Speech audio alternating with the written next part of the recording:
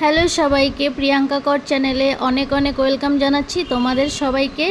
আজকে রবিবার, সকালবেলা ঘুম থেকে উঠতে অনেকটা লেট হয়ে গেছে। তারপর ব্রেকফাস্টটা করে নিলাম। ও গেছিলো বাজারে, বাজার থেকে আসার পরেই দেখো ভিডিওটা চালু করেছি। আগে আর কিছু ভিডিওই করা হয়নি। এখন বাজে 1টা। তার মধ্যে আজকে আমার শরীরটাও ভালো ছিল না। শরীর ভালো না লাগলে কিছুই ভালো লাগে না।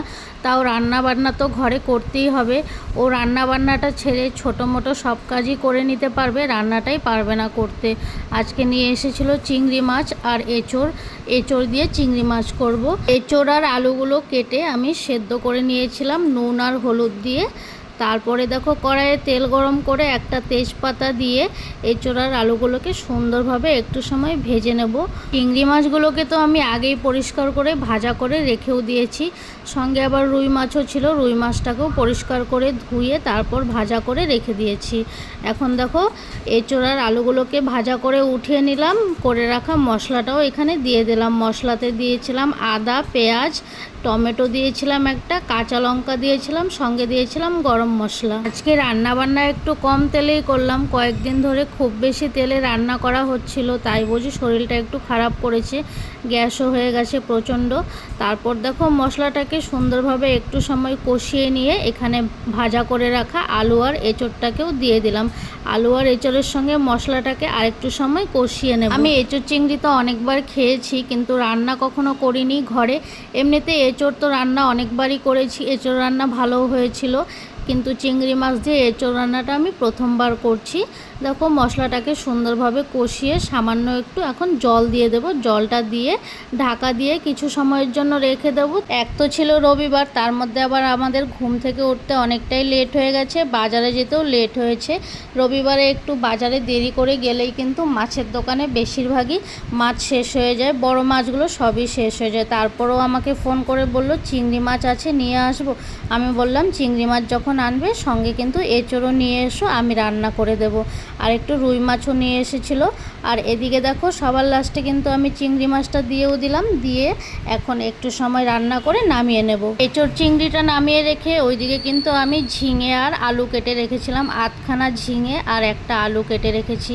ঝিঙেটা কেউই খাবে না, আলুটা সবাই খাবে, তাই একটাই আলু দিয়েছি। আজকে ভাবলাম একদম পাতলা করে ঝিঙে দিয়ে আর আলু দিয়ে সামান্য একটু আদা বাটা, লঙ্কা বাটা, হলুদ গুঁড়ো, জিরের গুঁড়ো দিয়ে মাছের তরকারিটা রান্না করব। যেহেতু শরীরটা আমার খুবই খারাপ ছিল, তাই ভাবলাম পাতলা করে ঝোল করে খাবো। আজকে কিন্তু রান্না বান্না নিয়েই ছোট একটা ভিডিও তোমাদের সঙ্গে শেয়ার করে দিলাম। ভিডিওটি ভালো লাগলে কিন্তু তোমরা লাইক করে দিও, আর আমার ইউটিউব চ্যানেলটিকে তোমরা সাবস্ক্রাইব করে রেখো। আর যারা ফেসবুক থেকে দেখো, আমার ফেসবুক পেজটিকেও তোমরা কিন্তু ফলো করে দিও। ঝিঙে আর আলুগুলোকে একটু সময় ভেজে নিয়ে তারপর কিন্তু বেটে রাখা মশলাটাও দিয়ে দিয়েছিলাম। একটু আদা বাটা, লঙ্কা বাটা, জিরে বাটা, আর ফোড়নও দিয়েছিলাম জিরে। দেখো তারপর সব কিছু মশলা দিয়ে একটু সময় কষিয়ে নিয়ে ঝোলটা ফুটিয়ে সবার লাস্টে এখানে মাছগুলো দিয়ে দিচ্ছি। একদমই পাতলা করে ঝোলটা করলাম আজকে। খেতে কিন্তু ভালোই হয়েছিল। মাছগুলো দিয়ে আর একটু সময় রান্না করে তরকারিগুলো কিন্তু নামিয়েই নিলাম। এঁচোড় চিংড়িটা তো আগেই নামিয়ে নিয়েছি, আর এখানে আলু আর ঝিঙে দিয়ে রুই মাছের পাতলা ঝোল।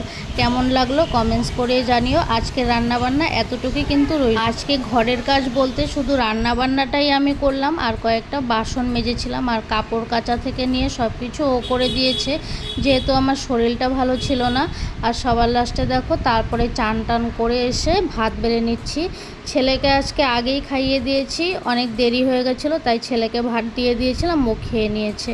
সব শেষে কিন্তু আরেকটা রান্না করেছিলাম, রান্না না, চিংড়ি মাছ বাটা করেছিলাম। এই চিংড়ি মাছের বাটাটা আমার ছেলে খুব ভালোবাসে, তাই করেছিলাম।